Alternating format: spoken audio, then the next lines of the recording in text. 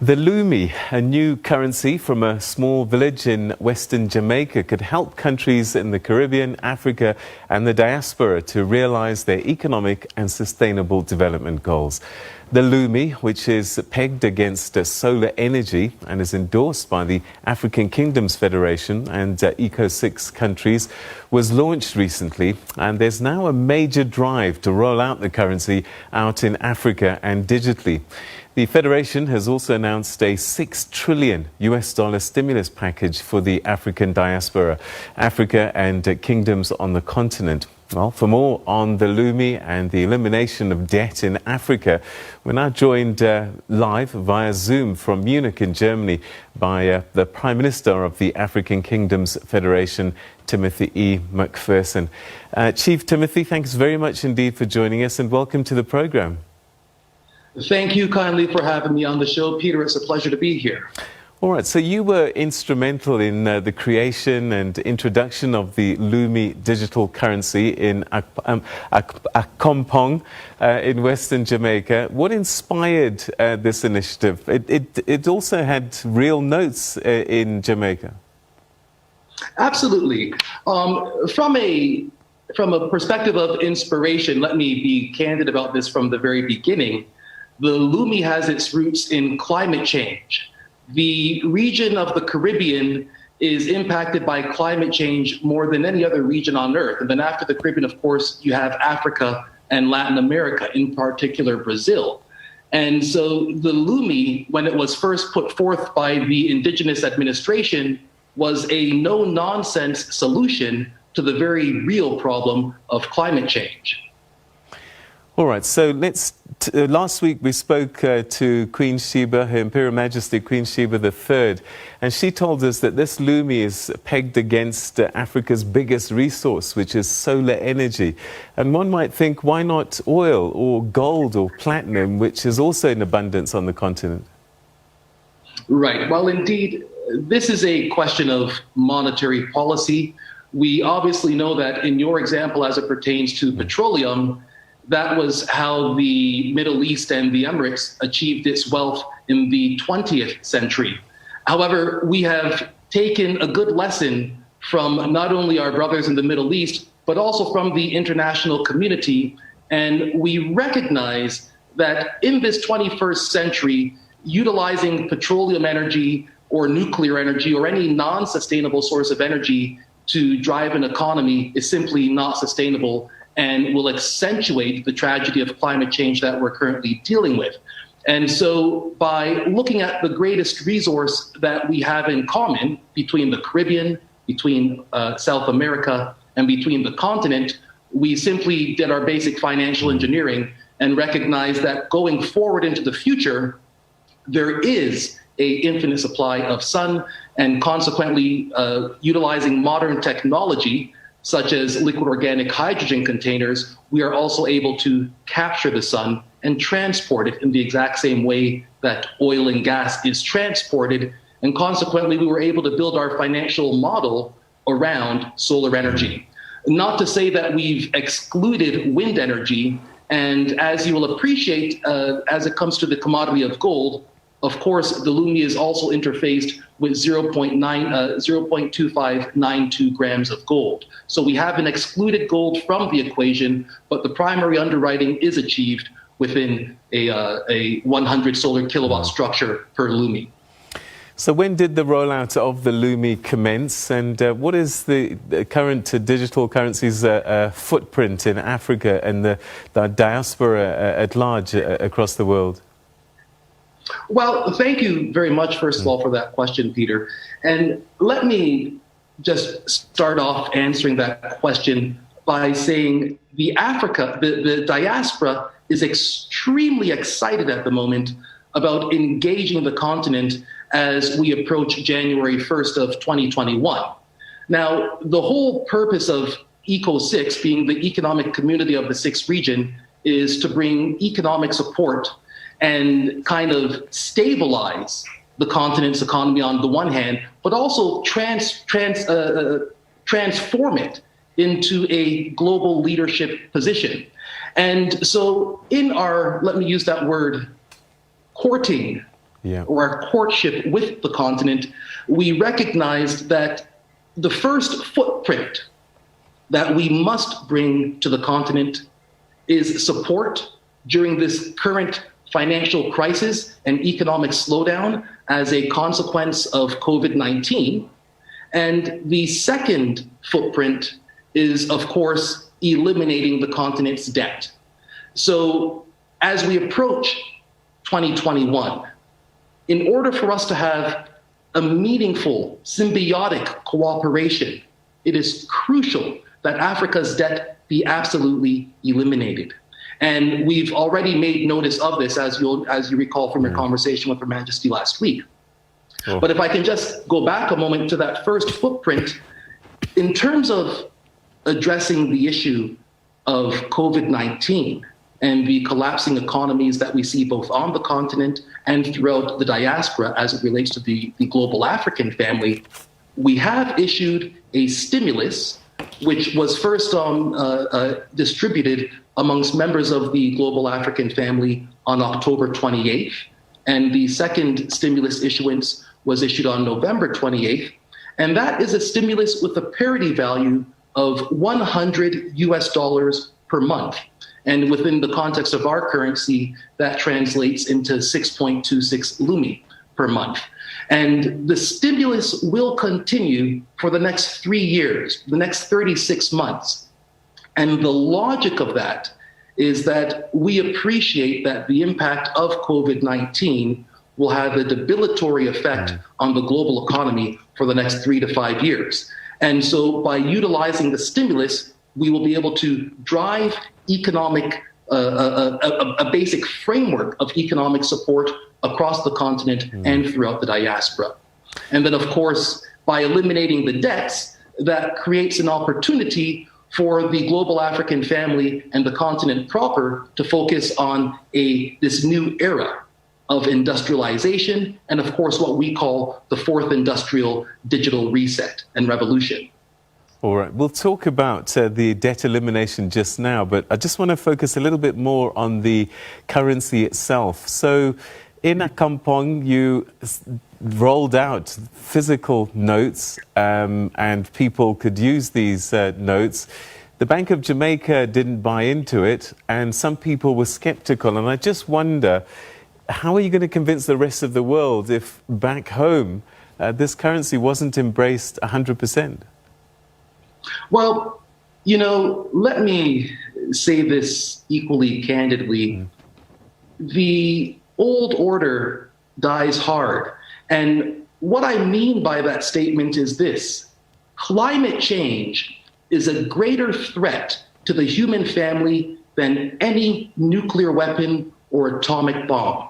And so on the one hand, you had, for instance, the Bank of Jamaica not being receptive to a central bank in Akampong, and they were thinking completely from a old framework as it relates to their own monetary policy, etc.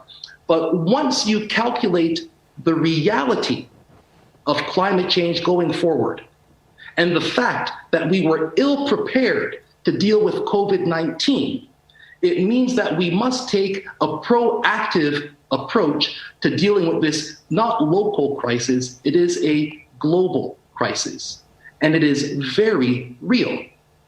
And so we don't actually have the luxury of humming and hawing about shall we embrace the Lumi or not. The international community is bogged down with fiat instruments, and with those instruments, they're driving their economies at levels that are completely irresponsible as it relates to our ecology. We see the desert in northern Africa expanding. Just 2 weeks ago in Jamaica, I witnessed the tragedy of one of our mountains in the eastern region completely collapsing. People lost their lives. We have our rivers running out of control. People are becoming homeless. Farmers are struggling, all as a consequence of climate change.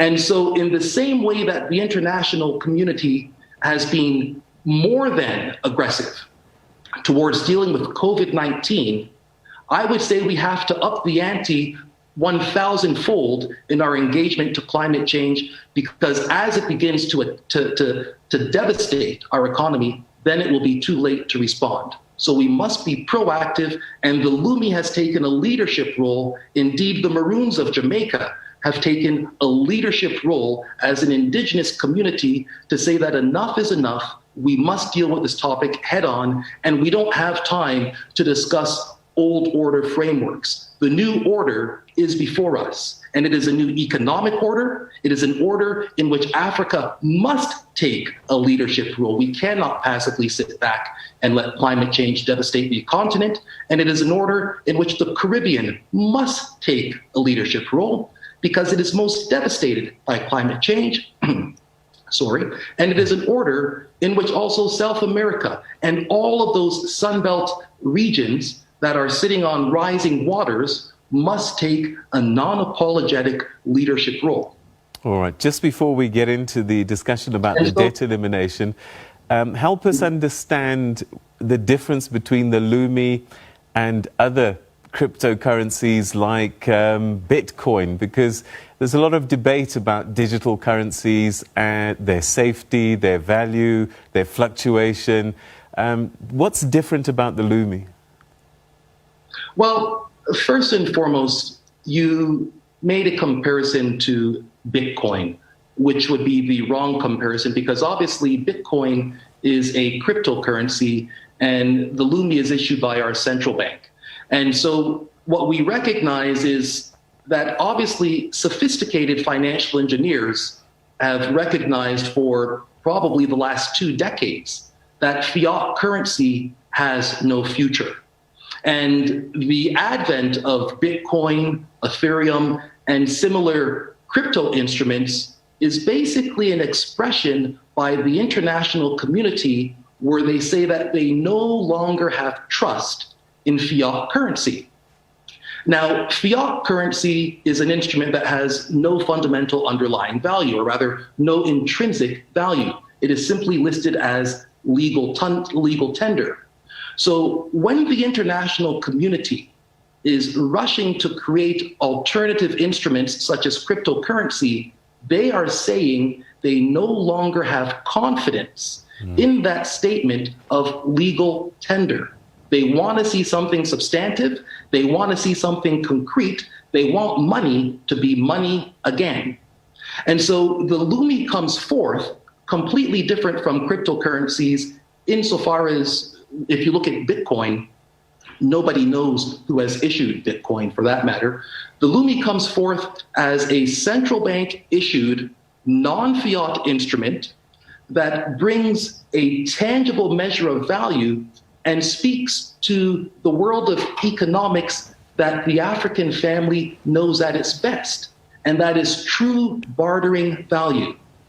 By having 100 solar kilowatts and an interface of 0.2592 grams of gold, essentially the Lumi comes forth and says, we are money in its oldest definition, being a medium of exchange, a store of value, and a unit of account.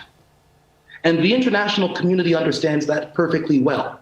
What the international community no longer understands, or at least no longer has an appetite for, is fiat monetary instruments. And so the entire international community, without exception, whether it be the US, whether it be Europe, whether it be China, the entire international community must come to a reconciliation with this fiat currency that they've been printing and devastating global economies as a consequence of it. All right. And the Lumi speaks to that reality as well. All right, let's turn our attention now to the elimination of debt in Africa and applications for stimulus package. What is the link between the rollout of the Lumi and elimination of debt on the continent? How is that going to play out? Well, you know, let me answer that question with a small analogy. The diaspora has been off of the continent for some 400 years. And so as the AU has, all members of the AU have indeed invited the diaspora to participate in economic development for the continent. And indeed, they've adjusted the constitution of the African Union to recognize the diaspora as the sixth region. We come forth now looking at the African Continental Free Trade Area and Agenda 2063 as that body in which these 400 years come to an end and a new era begins. And in order for us to begin that new era, the debts must be eliminated. So we are courting our ancestral continental Africa, and we are what you would call very jealous courters. Indeed, the diaspora is very jealous. And so in our jealousy, we must eliminate that debt because we seek to establish the diaspora as Africa's #1 trading partner. All right, so how do countries in Africa and in the diaspora get hold of or apply for this stimulus, and how will their creditors be paid? Have you started engaging perhaps with central bankers across the continent, and what are they saying? Well, indeed, thank you very much. We've had extensive conversations with governors across the entire continent. We have a team that is busy 24 hours a day at the moment. And obviously, their first response is a little bit provocative because, indeed, they're not accustomed to the diaspora taking a leadership role and aggressively engaging the continent, saying we want to be the #1 partner for continental Africa. They're more accustomed to the diaspora as being somehow very much in the same position that the continent itself has been in. And so in those discussions, especially with the governors, they've expressed a great deal of enthusiasm as it relates to the Lumi model. And it speaks to a commodity-based framework which everyone is able to immediately understand. And of course, one of the biggest caveats by these central bankers is the debts that they have to foreign non-African powers. And consequently, that brings us back to the point of debt elimination. And so in order for us to have this meaningful, transformative family reunion between the diaspora and the continent, in which we take the continent into realms unknown for development, industrialization, and economic prosperity, those debts must be eliminated. All right, so how are you going to... And I will hazard to say that I've had conversations with our counterparts also in Europe. And Europe is very, very ambitious as it relates to climate change.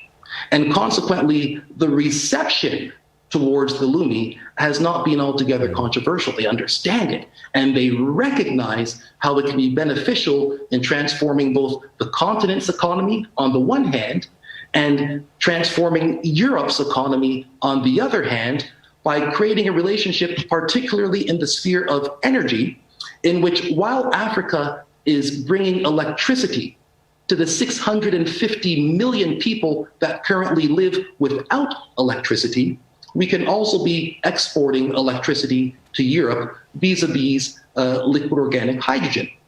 Right. And so we have an opportunity for a win-win situation here.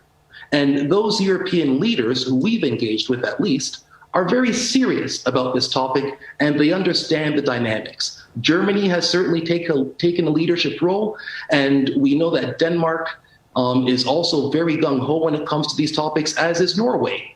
And so consequently, we must not relent to deal with the challenge that is before us.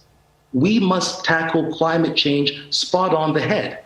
And I'm very appreciative of Her Majesty, Queen Sheba III, who has recognized this and has also taken a leadership role in galvanizing the kings and the queens across the continent, so that within those realms, where we have direct access to our local African brothers and sisters on the ground, we are able to interface them and bring the support and the awareness. Because what is lacking at the moment is sufficient education and awareness to the challenges that we are being confronted with. All right, I'm going to talk about that just now, but let's deal with a practical example. Zambia recently has struggled to pay its foreign debt and has defaulted on one of them, actually. Where do you come in there to help them deal with that debt question, which is happening right now? A lot of countries, because of COVID-19, poor management, have gotten themselves into serious problems, and a lot of their income is going to debt servicing. How do you help Zambia today? Oh, please, Peter, I apologize. Let me illuminate you on this detail, as when we talk about Africa's debt elimination, it is not a suggestion or a proposition. It has been decreed, and it will be so. We have already given notice to creditors around the world. We have engaged the IMF, we have engaged the World Bank, we've also engaged the presidency of China and the president of the European Commission, with the point of addressing Africa's debt spot on. So whether it be Zambia, whether it be Haiti in the Caribbean, whether it be Botswana, wherever the debt is, that will and must be addressed. The economic community of the sixth region is consolidating and paying for Africa's debt. So those debtors, but what does Zambia, who are, for whatever reasons, reluctant to come to us for their payment, will be barred from receiving further compensation, because the payment is being offered.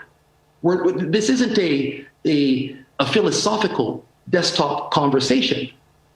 All right, the debt must be paid. So let me be clear. And we have opened our purses to ensure that it will be paid. All right, so the money's there, $6 trillion at this stage. So relating to Zambia, definitely, we are prepared to deal with Zambia's debt tonight, this second. I can take my checkbook out this moment and address that very issue. And what does Zambia have to do in return?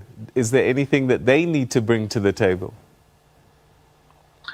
You know, you're not appreciating how much the diaspora is coming as suitors to the motherland. And so you should maybe think of this as a kind of marriage in which a husband is coming to his wife, or the bride is coming to her groom, rather. And so in this transformation, in which the diaspora becomes Africa's partner in an absolutely unbreakable way, the question isn't, how does Zambia address the debt? We're not coming as colonialists and as slave masters. We're coming as brothers and sisters, as distant cousins. And the objective is development, to protect ourselves in this era of global warming and climate change. And so the expectations, taking your example now of Zambia, is that Zambia will do everything necessary in the first instance to feed its people, to house its people, to build sustainable infrastructure, which we will finance and support in cooperation with them, and to ensure that this circumstance of being in foreign debt never, ever happens again. All right, so debt is foreign to the African family. And this is a wonderful thing. It did occur during these last 400 years as a consequence of colonialism, but it is foreign to us ultimately. All right, so our brothers and sisters in the diaspora are coming, and we reset the continent, as it were, clearing debt. We have had issues in how we manage our economies and run our countries across the continent. It's not, there was a reason why we got into debt, and there's a reason why perhaps we haven't been able to pay them. Sometimes it's poor management. How do we deal with that? Because it's one thing to get rid of the debt, but if you don't change your ways, you can quickly get back to where you were. Well, indeed, I believe that this speaks to the new age and the new era that we're about to witness, and particularly as articulated by Her Imperial Majesty Queen Sheba and the vision for the African Kingdoms Federation, recognizing that part of the transformation is remembering who we are. So it's not simply about the president or a prime minister, but it's recognizing that there are also indigenous leaders and there's civil society. And we need to all work together in this transformation. It is a reset. We've seen the mistakes that we've made during these last 400 years. We're not naive, nor are we ignorant. And we have to be open and cordial and address those mistakes spot on. And as far as the errors that have been made, I always insist, there's a rhetoric that people often say to me, and that rhetoric is to say, oh, but Africa is so corrupt, the leaders are so corrupt. And I'm always reminded, if someone were bringing non-corrupt deals to Africa, then the leaders would also be non-corrupt. But because the deals that are brought to the continent are so intertwined with corruption, it forces the leaders to behave accordingly. And that we must address and we must change without any hesitation. The current lenders are not going to give up their debt that easily. Yes, ideally, one would think they would want to get paid off, but actually, there is something in it for them when the continent remains beholden to them, and they might not want to cooperate. How do you overcome that hurdle? I apologize, Peter. I didn't actually hear the first part of the question. I was just saying that the lenders, the ones that own the debt at the moment of Africa and the African diaspora, that some of them may not want to let go of the debt, actually, that it serves them that Africa is in debt. Right. Peter, please allow me to state this very clearly. We weren't offering an option. So in this new marriage between Africa and the diaspora, Africa as the world previously knew it is finished. It is a new body. It is a new bride and groom. And going forth, all things must be done in cooperation with the motherland and her children abroad. And so as it relates to the debt, of course, there will be lenders who don't want to let go of the strings that they are dangling, but we will cut those strings. That's not for negotiation. How does the African Union play a role in this? Have you engaged with the political leaders that sit at this I apologize, gathering? Peter. I'm not hearing you at all if you're speaking. Okay, perhaps maybe let's make this the last question.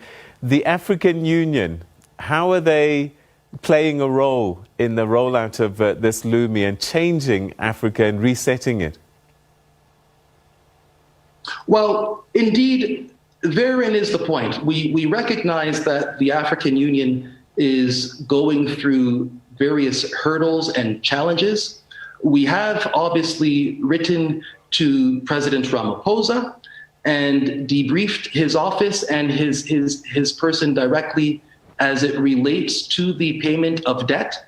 And given his capacity and office within the African Union itself, we trust that he has taken the position of the diaspora into serious deliberation with all of the AU member states, and that every single leader from north, south, east, and west is aware of the transformation that's going on. I recognize that when, before they had dismissed their ambassador to Washington, it was indeed Ambassador Iracana Chiambora Cuello who had come to the Maroons of Accompong at my invitation, and she was the first one to recognize and designate the Maroon territories as the headquarters for the 6th region. So that was a decision taken from the African Union. And now as we go through this transition, preparing for January 1st and the great economic opportunities that are before us, all leaders must pull up their belts and get to work and make the Africa of the future that must be. Chief Timothy, this sounds so exciting. We wish you and our brothers and sisters in the diaspora, as you come together with the motherland to make this happen, energize it, and reset the whole world, and Africa take its place. Thank you so much indeed for talking to us, and I look forward to many more conversations as this rolls out in the coming months and years. Indeed. Thank you for having me, Peter. It's been a pleasure. Thank you. Good night. All right, that was the Prime Minister of the African Kingdoms Federation, Timothy E. McPherson, talking about this new digital currency called the Lumi, and it's been launched, it's been rolled out as we speak. $6 trillion worth of Lumi is already in the bag, and the purpose is to eliminate Africa's debt. And that can happen, as he said, literally overnight. They've got a checkbook. So perhaps this could be a new era, beginning of a new time for Africa as it engages with the world. All right, we'll keep a tab on that story for you.